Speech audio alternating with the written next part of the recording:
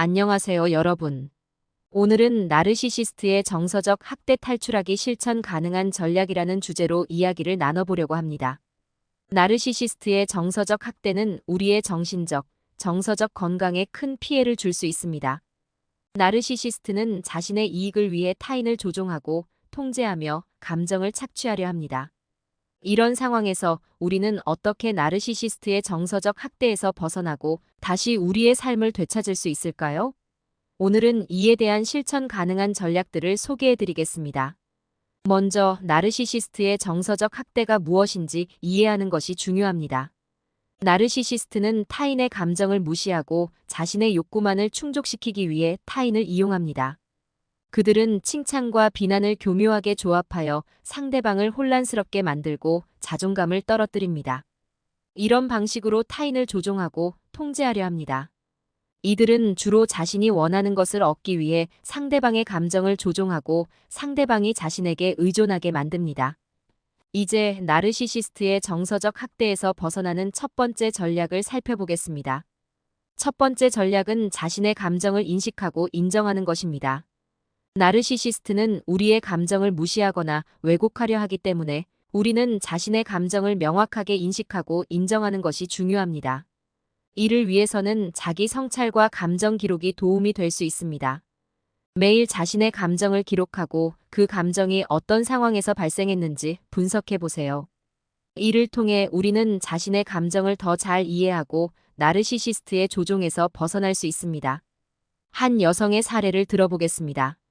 그녀는 나르시시스트 남자친구와의 관계에서 큰 고통을 겪었습니다.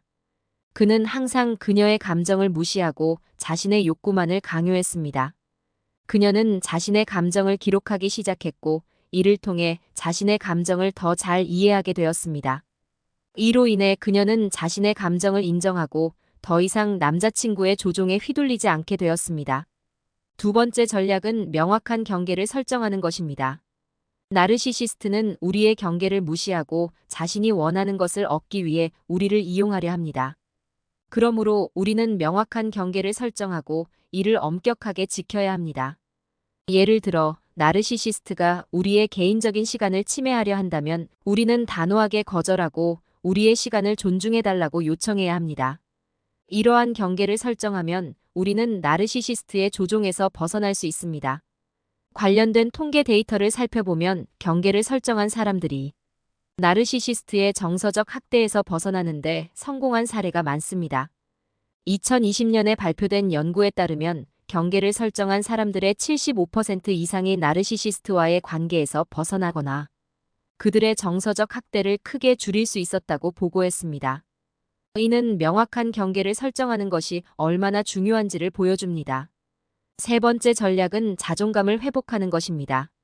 나르시시스트는 우리의 자존감을 낮추려 하기 때문에 우리는 자신의 가치를 인식하고 자존감을 회복하기 위해 노력해야 합니다.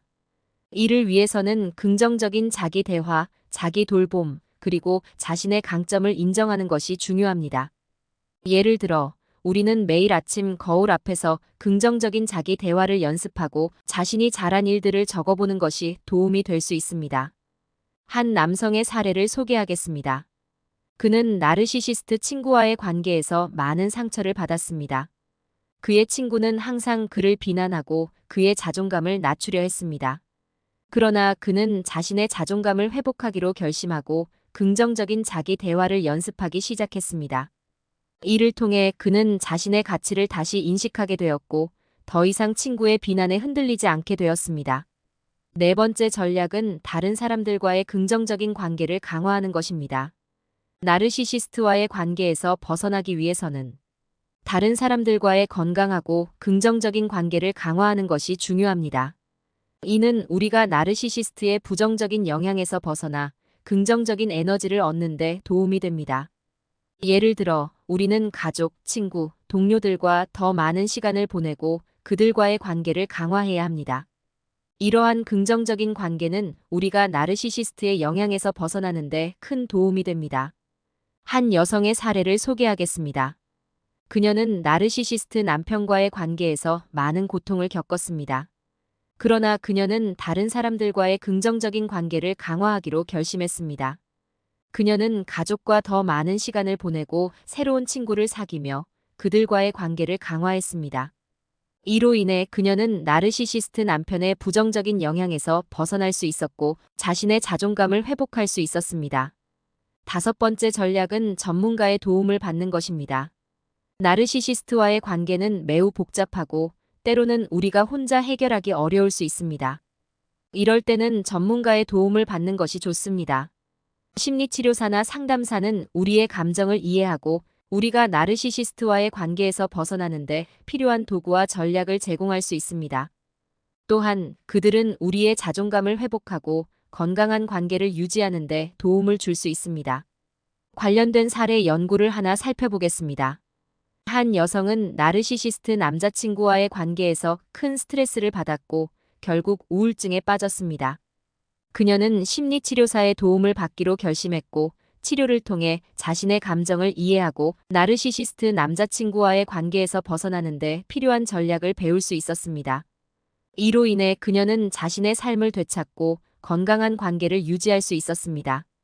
이제 나르시시스트의 정서적 학대에서 벗어나기 위한 5가지 전략을 요약해 보겠습니다.